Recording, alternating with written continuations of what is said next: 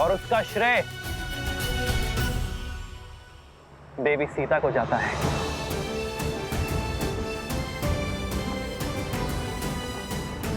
सीता ने न केवल एक महारानी के रूप में अयोध्या पर प्रहार करने वाली असुरी शक्तियों का संहार किया, बल्कि एक नारी होने के नाते नारी को उसके सम्मान का उपहार दिया। राक्षस के समक्ष तलवार उठाने वाली सीता ने अयोध्या की प्रजा के लिए त्याग किया। यदि सीता चाहती तो वनवास के लिए बड़ी सरलता से मना कर सकती थी, किंतु सीता ने दुर्गम मार्ग चुना। रघुकुल की मर्यादा और कौशल राज्य की नारी को उसका सम्मान दिलाने का कार्य जो सीता ने किया है, उसके लिए रघुकुल और अयोध्या सदा सदा के लिए सीता की ऋणी रहेगी। जय सिया राम।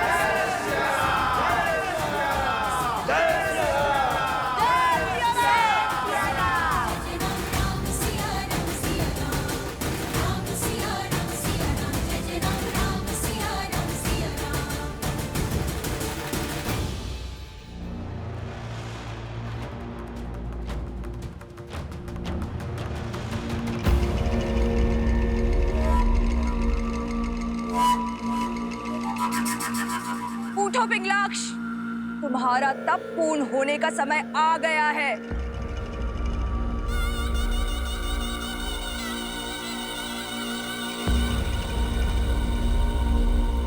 कब तक यही मानव और देवताओं के पैरों तले छुपकर बैठे रहोगे?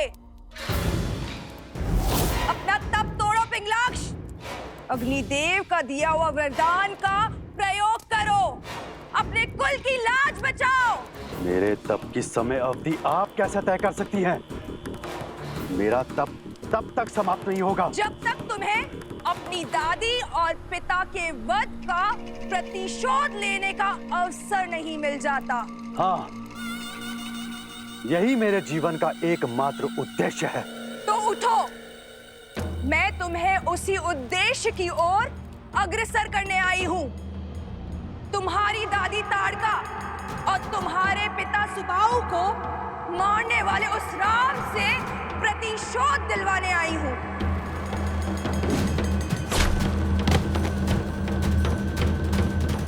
उस राम ने ही तुम्हारी दादी और पिता को मारा है, तुम्हारे जीवन में विध्वंस बोया। अब मैं तुम्हें प्रतिशोध लेने का अवसर देती हूँ, उसके पुत्रों को मारने का मार्ग बताती हूँ।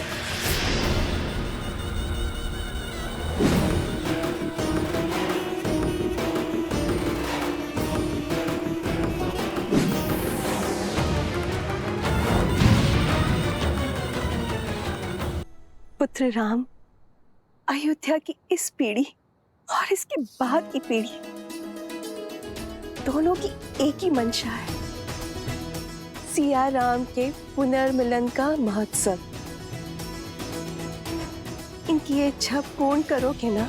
हाँ हाँ, महोत्सव तो होना ही चाहिए। अवश्य होना चाहिए। अवश्य होना चाहिए। अवश्य होना चाहिए।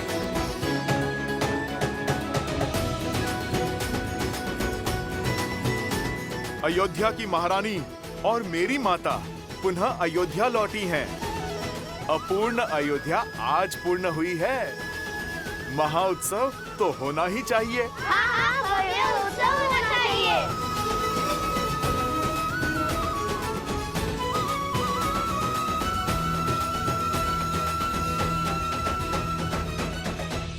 उत्सव होगा पुत्रों, अवश्य होगा। और ये उत्सव पूरा अयोध्या, पूरा जनमानस और समस्त भारतवर्ष मनाएगा। क्योंकि उत्सव केवल सियाराम के मिलन का नहीं, स्त्री और पुरुष के बीच असमानता की रेखा मिट जाने का भी उत्सव है। नारी को मिले समान अधिकार का सूचक है। अयोध्या अभी सुख के रस में डूबी है, उत्सव मना रही होगी, और अब हम उनके आनंद को स्वाहा करेंगे, उनके उत्सव को शोक में बदलेंगे। राम और उसकी सेना को युद्ध भूमि में हराना असंभव है,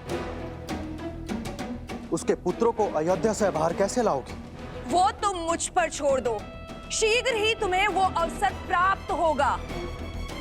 तुम केवल अपनी सेना को सज्ज करो।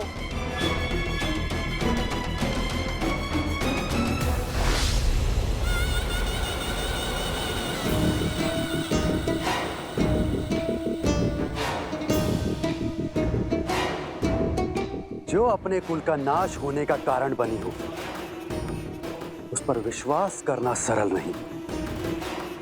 स्मरण रहे, यदि कुछ भी अनिष्ट हुआ तो मेरी अग्नि सबसे पहले तुम्हें जलाकर भस्म करेगी शूर्पणखा। भैया मैं तो कहता हूँ इस पुनर्मिलन के महोत्सव में राजा, महाराजा, संतगण और सभी ऋषियों को आमंत्रित किया जाए।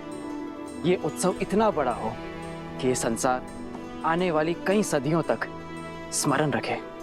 अवश्य सभी को निमंत्रण भेजा जाए। पिताश्री, पिताश्री, हम स्वयं जाएंगे मिथिला नरेश को निमंत्रण देने। अवश्य पुत्र, किंतु इस बार मिथिला नरेश को नहीं, अपने नानाश्री को निमंत्रण देना। तो निश्चित रहा, अगली पूर्णिमा को अयोध्या में उत्सव होगा। पुरुषों और स्त्रियों के बीच के भेदभाव को समाप्त होने का और संसार से उस असुरी शक्ति का नाश होने का।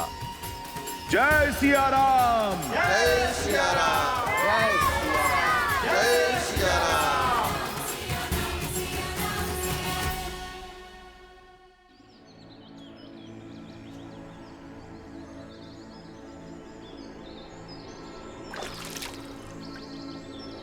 पिताश्री, शीघ्र कीजिए ना, चलना है।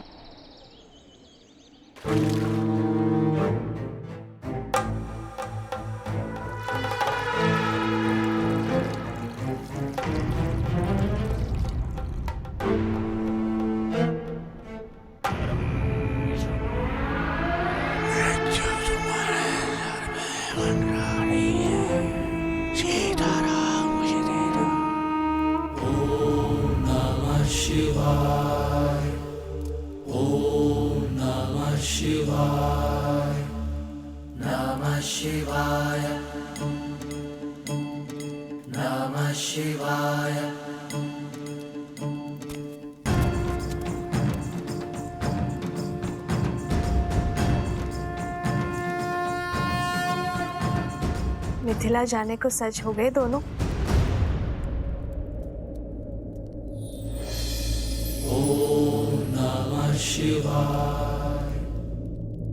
मैंने, तुम बोलो।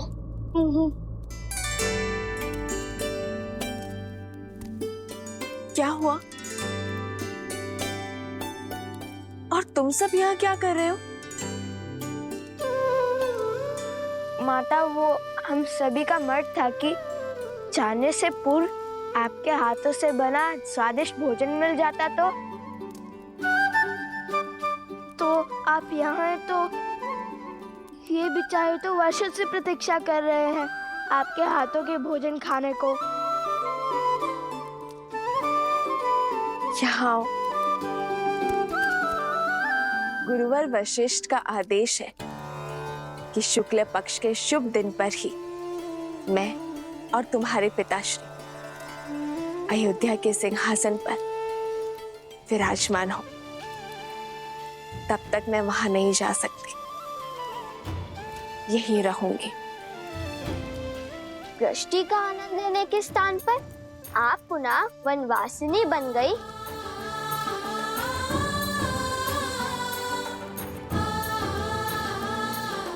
यदि मैं क्षण भर के लिए भी अयोध्या की महारानी का कार्यभार नहीं उठा सकती, तो मैं क्षण भर के लिए भी उस पद के साथ मिलने वाले सुख की अधिकारी नहीं हूं पुत्र। और यहाँ तो प्रश्न पूरे 16 पहर 2 दिवस का है। कितने उत्सुक थे आपके हाथ का भोजन ग्रहण करने के लिए। इतना सुना था हमने, जहाँ एक क्षण बिताना भी असंभव है। वहाँ 2 दिवस कैसे काटेंगे हम?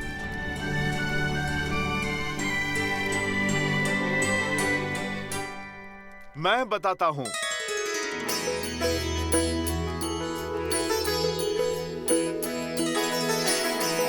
हनुमान जी,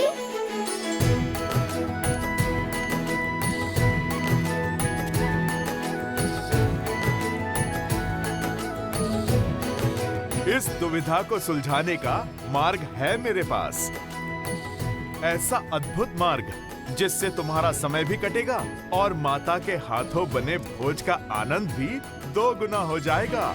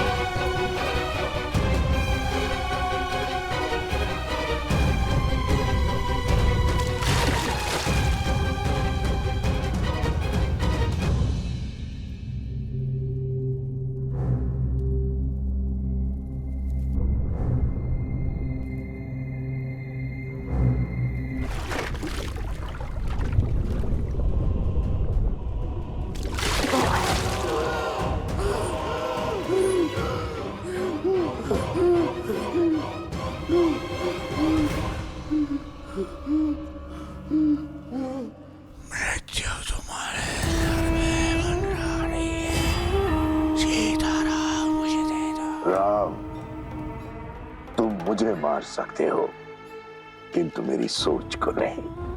मेरे रक्त की एक एक बूंद में द्वेष, लोक अपवाद और पाप शक्ति समाहित है। और जब तक मेरे रक्त की एक बूंद में इस व्यक्ति की धमनियों में समाहित है, तब तक मैं पराजित नहीं होऊंगा। अब मैं अपनी असुरी शक्ति के बल पर इस भोले भाले व्यक्ति की सहायता से वो स्वांग रचूंगा, वो रेखा खींचूंगा जिसे लांघ कर सिया राम कभी भी एक नहीं हो पाएंगे। सहस्त्रमुख रावण की सोच के रहते सीता के मस्तक से अपमान का कलंक कभी नहीं मिटेगा। सुना है राम राज्य में प्रश्नों के उत्तर मिलते हैं, दंड नहीं। फिर एक अयोध्या वासी की दुविधा तो तुम सुलझाओगे ही राम। उसके प्रश्न के उत्तर तो तुम दोगे। वो प्रश्न जो पुनः तुम्हें सीता के पृथक कर देगा। इस मिलन के उत्साह को वियोग के शोक में बदल देंगे।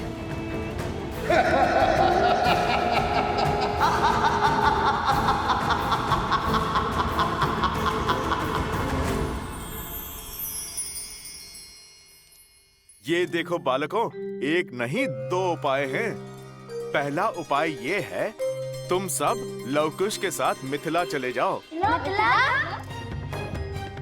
और दूसरा? और दूसरा ये जो मैंने माता सीता से ही सीखा है। सब लो।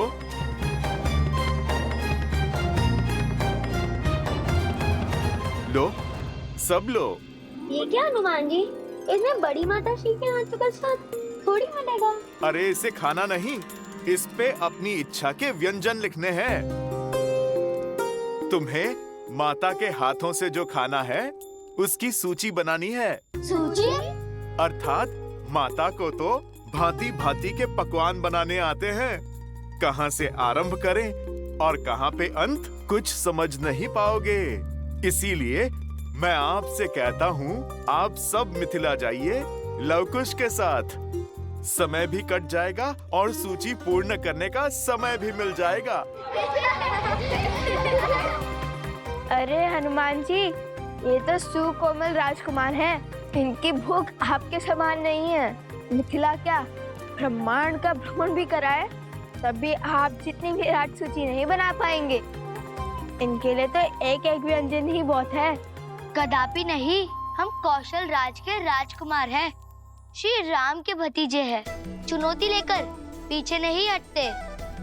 देखिएगा हनुमान जी, ये भोज आपके भोज से भी अधिक प्रसिद्ध और परिपूर्ण होगा।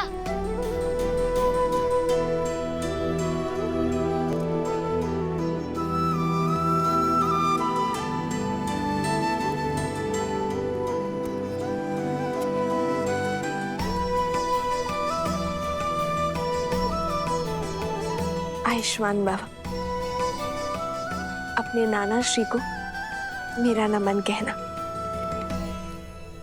अवश्य माता, हम मिथिला नरेश को। कुश, हर बार नाना श्री को मिथिला नरेश क्यों कहते हो? नाना श्री कहो।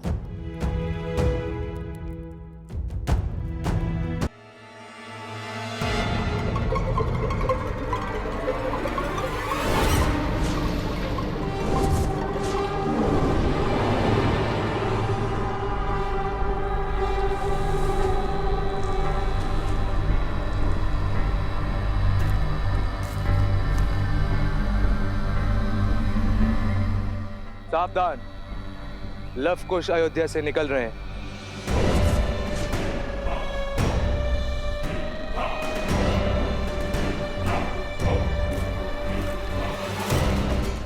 कहा था ना मैंने कि प्रतिशोध प्रतीक्षा में है, अवसर शीघ्र ही मिलेगा।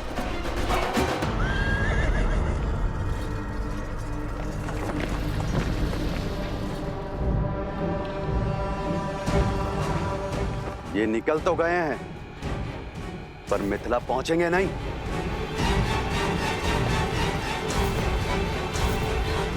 आगे बढ़ो। नहीं, इन्हें यहाँ मारने से क्या मिलेगा?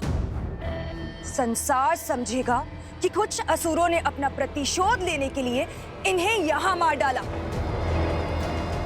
प्रतिशोध की अग्नि तो तब शांत होगी जब इन्हें इनके परिवार वालों के सामने उस भूमि से निकली हुई सीता को अपने घर और जीवन में स्थान देने वाले जनक के सामने मारेंगे, और तब जाकर असुरों की खोई हुई प्रतिष्ठा और संसार के मन में हमारा भय पुनः लौटेगा।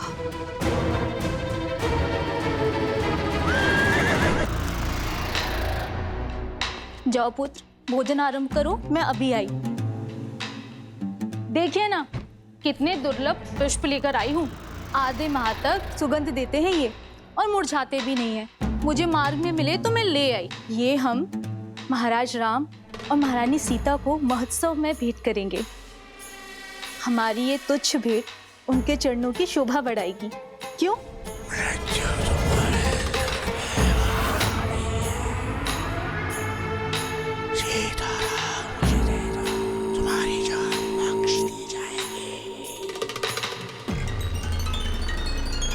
उपहार तो उन्हें मिलना ही चाहिए, क्यों? जी। किंतु ये नहीं।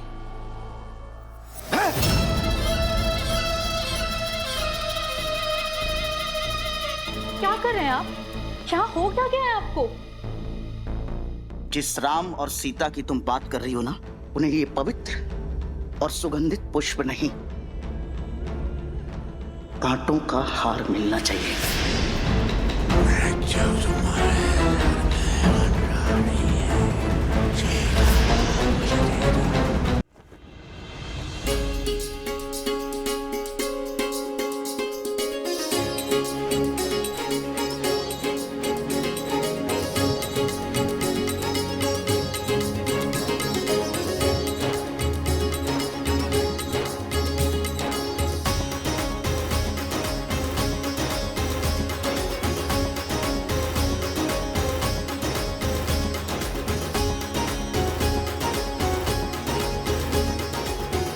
इस सूची में से तो सभी नाम आ ही चुके हैं। सभी अतिथि सकुशल और संतुष्ट रहें, बस ये देख लीजिएगा आरिस्मत।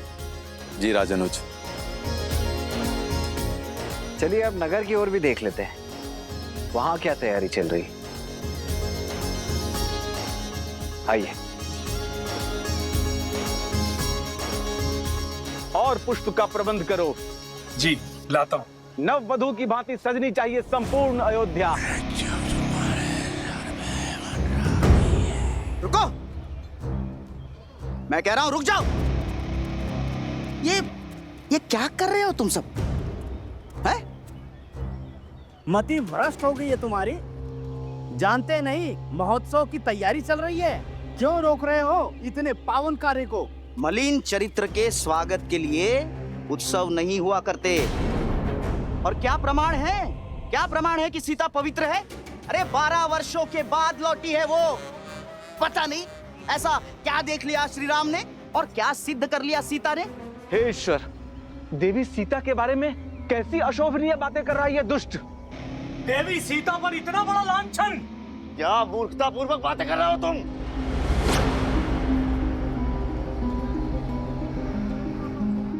सत्य बोल रहा हूं मैं, केवल सत्य।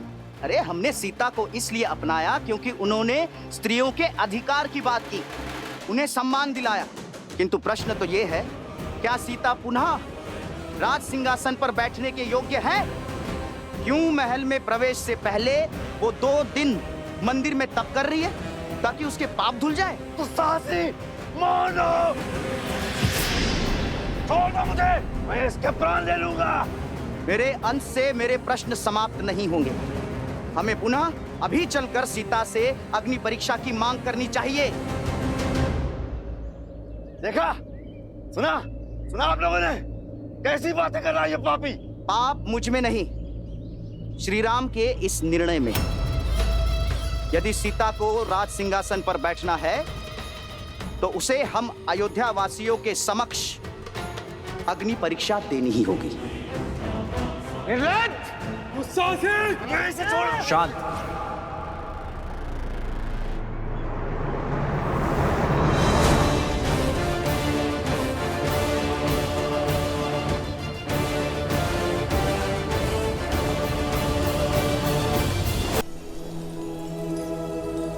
अयोध्यापति श्री राजा रामचंद्र और मिथिला कुमारी सीता के पुत्र लव और कुश मिथिला सभा में पधार रहे हैं।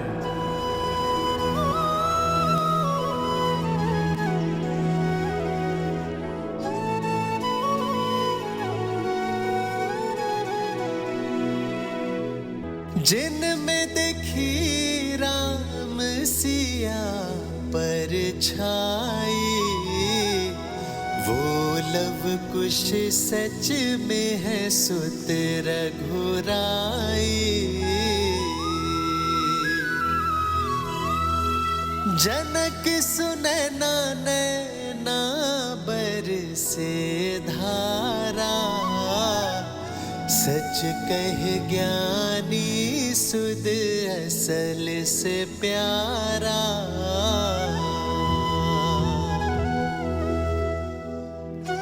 प्रणाम नानी श्री।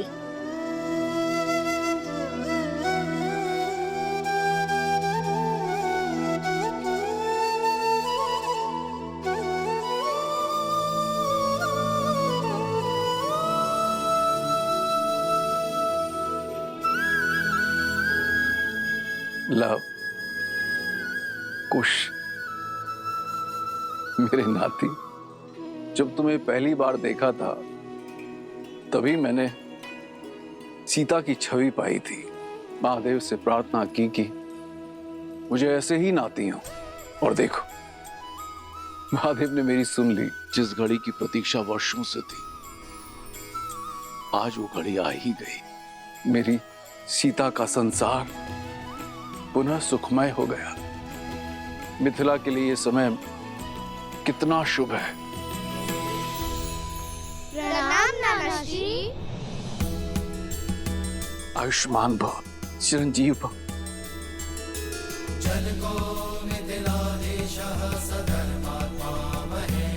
मेरी पुत्रियों के अंश आज मिथिला पधारे। मिथिला के आंगन में वसंत ले आए हो तुम सब। वसंत तो अयोध्या में भी आया है महाराज जनक, और इसी वसंत के उत्सव के लिए हम अयोध्या और श्री राम की ओर से संपूर्ण मिथिला को निमंत्रण देने आए हैं कि आप सब पधारे और सियाराम मिलन के साक्षी बने। अवश्य अवश्य आएंगे। पूरा मिथिला आएगा मैथिली के स्वागत के लिए। महाराज जनक, मन में एक प्रश्न था, पूछने की आज्ञा है? अवश्य आज्ञा है, किंतु उससे पूर्ण मेरे एक प्रश्न का उत्तर दो। क्या मैं तुम्हारे लिए महाराज जनक हूं या तुम्हारा नाना?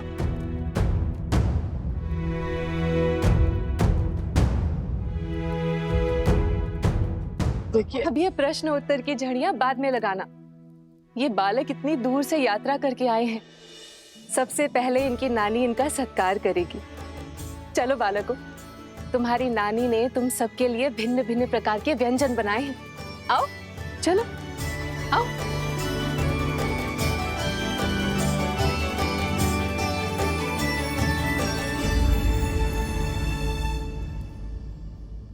चलिए आप सभी अपने अपने कार्य पर जाइए। महोत्सव के आरंभ में अधिक समय शेष नहीं है, और आप में से जिस किसी के भी मन में इस मूर्ख की बातों से कोई भी संदेह उत्पन्न हो रहा है, वो सब आइए मेरे साथ।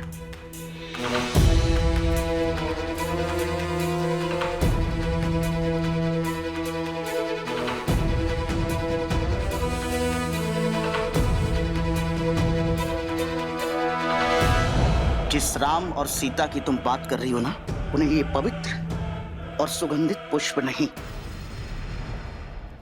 कांटों का हार मिलना चाहिए, और मैं बनाऊंगा ये कांटों का हार उन दोनों के लिए। ये सब आप क्या कह रहे हैं? क्या करने वाले हैं आप?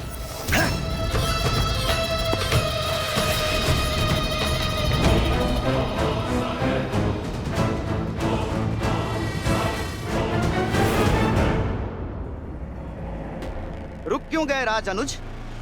आगे बढ़िए और हमें श्री राम से मिलवाइए, क्योंकि देवी सीता की स्वीकृति जो अयोध्या और रघुकुल में हुई है, वो नियमों और रीतियों के अनुकूल नहीं है।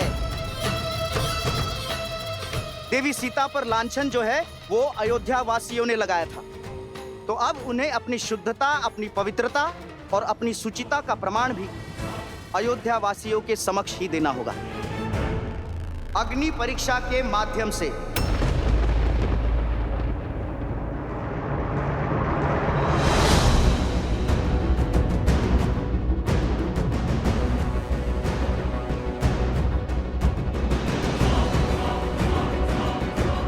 मौन हो जाओ मूर्ख, अपने प्राणों का मोह नहीं है तुम्हें? देवी सीता के प्रति ऐसे अमर्यादित प्रश्न करने वालों का यही दंड उचित है। कुबुद्धि और मलिन विचारों से ग्रसित हैं ये लोग। ये जिह्वा मनुष्य के सौभाग्य और दुर्भाग्य दोनों का कारण बनती है। जब जिह्वा से सत्य के पुष्प बरसते हैं तो यश मिलता है, परंतु यदि असत्य के कांटे बहने लगे तो यही मृत्यु का कारण भी बनती है। अयोध्या की महारानी सीता यहाँ की प्रजा की माता है। अब जब यहाँ की प्रजा ने अपनी भूल स्वीकार कर यहाँ के जन ने, मन ने उन्हें अपनी महारानी स्वीकार किया है, पूर्ण रूप से अपनाया है, तब तुम एक बार पुनः इस भ्रष्ट मलिन विचार के साथ पुनः खड़े हो गए। लोकअपवाद की जो अग्नि शांत हो चुकी थी, उसमें घी डालने का प्रयास कर रहे हो तुम। 13 वर्ष के तप ने उन्हें प्रशिक्षित किया है। स्वयं भगवान वाल्मीकि उसके साक्षी हैं, और किस साक्षी की प्रतीक्षा है तुम्हें? वन में मोर नाचा किसने देखा? भगवान वाल्मीकि देवी सीता के सत्य के साक्षी बने, हम तो नहीं ना। केवल कहीं सुनी बातों पर कैसे विश्वास कर ले?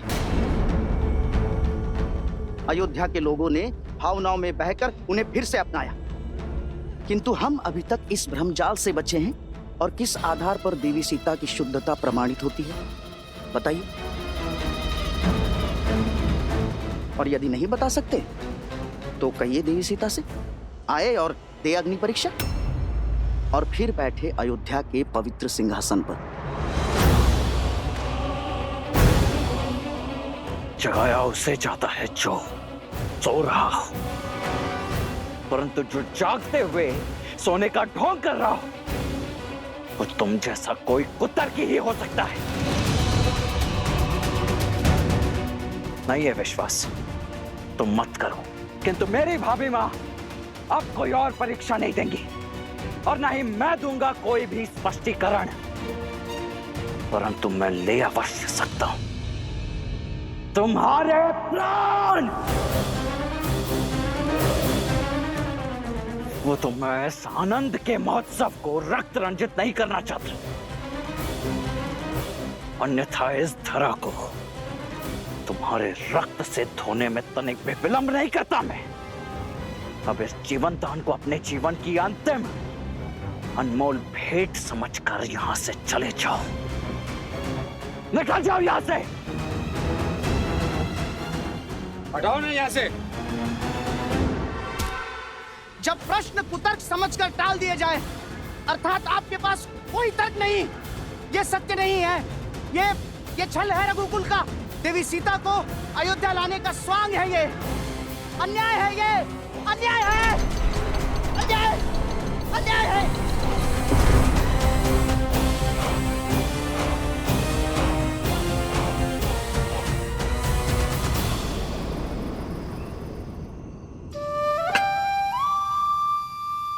ये लो, एक और खा लो।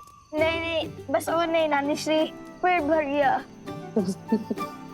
ठीक है, मत खाओ। मालपुआ जो तुम अभी खा रहे हो वही तुम्हें माता के हाथों से भोज में भी खाना है। और क्या ज्ञात तो है कि नानी श्री के हाथ में अधिक स्वाद है या उनकी पुत्री हमारी बड़ी माता श्री के हाथ में?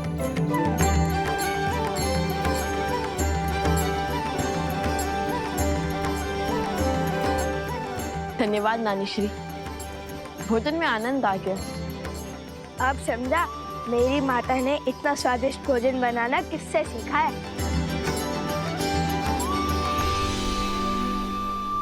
धन्यवाद केवल नानी श्री को, नाना श्री को कुछ नहीं। धन्यवाद महाराज जनक। धन्यवाद महाराज जनक।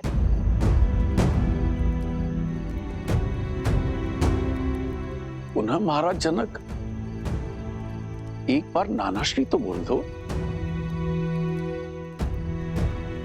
जब आपने हमारी माता को अपनी पुत्री नहीं माना तो हम आपको अपने नाना कैसे मान ले?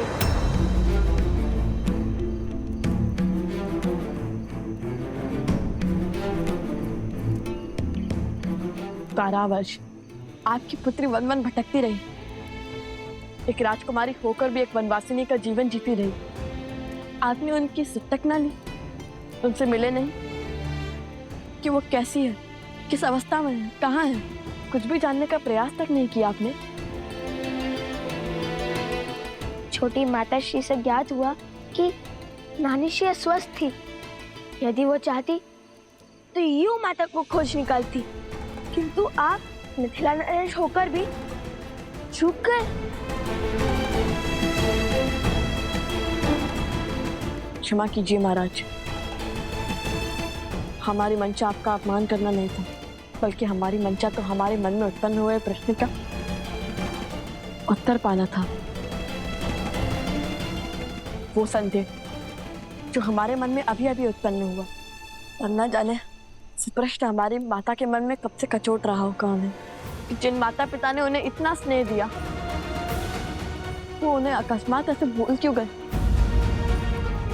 और क्यों अयोध्या की भांति मिथिला ने भी उनसे मुख मोड़ लिया।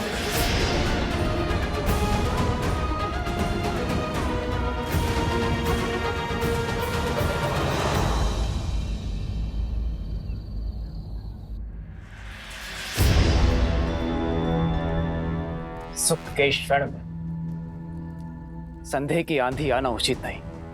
उस व्यक्ति का भाभी मां के चरित्र पर पुनः प्रश्न उठाना ये विचित्र भी है और विचारणीय भी। राज अनुज लक्ष्मण ने उचित किया उस पापी के साथ। मेरी माने तो लोक अपवाद की इस नवीन ज्वाला को भड़कने से पूर्व ही मृत्यु शैया पे सुला दीजिए, अंत कर दीजिए उस दुष्ट का। नहीं सुमन जी, राम राज्य में प्रश्नों का उत्तर दिया जाता है, दंड नहीं। उचित किया लक्ष्मण तुमने, जो उसे कोई हानि नहीं पहुंचाई। अब इस बात को यहीं दबा दो और जाने दो, हर व्यक्ति की अपनी एक सोच होती है, अपनी एक विचारधारा होती है।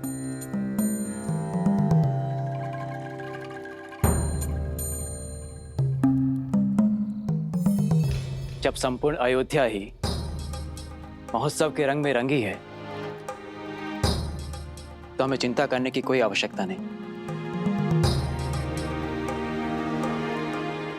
महोत्सव की तैयारियां जैसे चल रही है, चलने दो। और हाँ, ये बात भैया तक ना पहुंचे, अन्यथा उन्हें बहुत कष्ट होगा। इतने वर्षों के बाद उनके जीवन में सुख लौट के आया है, और ये सुख दुख में परिवर्तित नहीं होना चाहिए।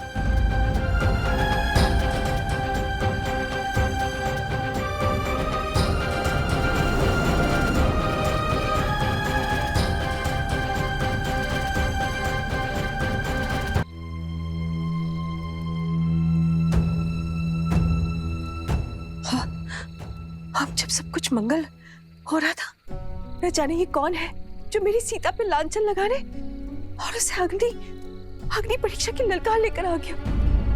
मुझे ही कुछ करना होगा, मुझे ही कुछ करना होगा। मैं आमरण व्रत करूंगी, जो अपने घर की सुख शांति के लिए बहुत अच्छा होगा। यही उचित होगा। दीदी, आप व्यर्थ ही चिंता कर रही हैं। इस बार केवल अयोध्या नरेश राम ने ही नहीं, अपितु संपूर्ण अयोध्या ने सीता को मन से स्वीकारा है। सब कुछ सुलझा हुआ है, फिर आप अपने मन को क्यों उलझा रही हैं दीदी? देखिए ना, कैसे पूरी अयोध्या उत्सव की तैयारी में लीन है।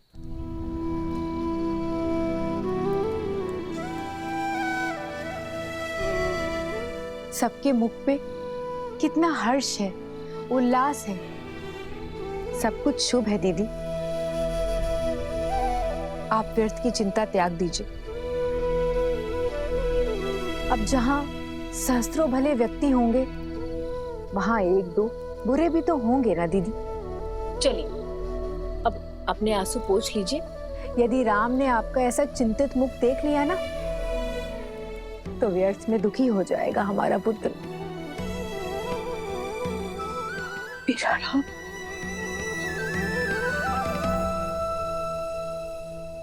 नहीं पुत्रो, ऐसा कतई नहीं है।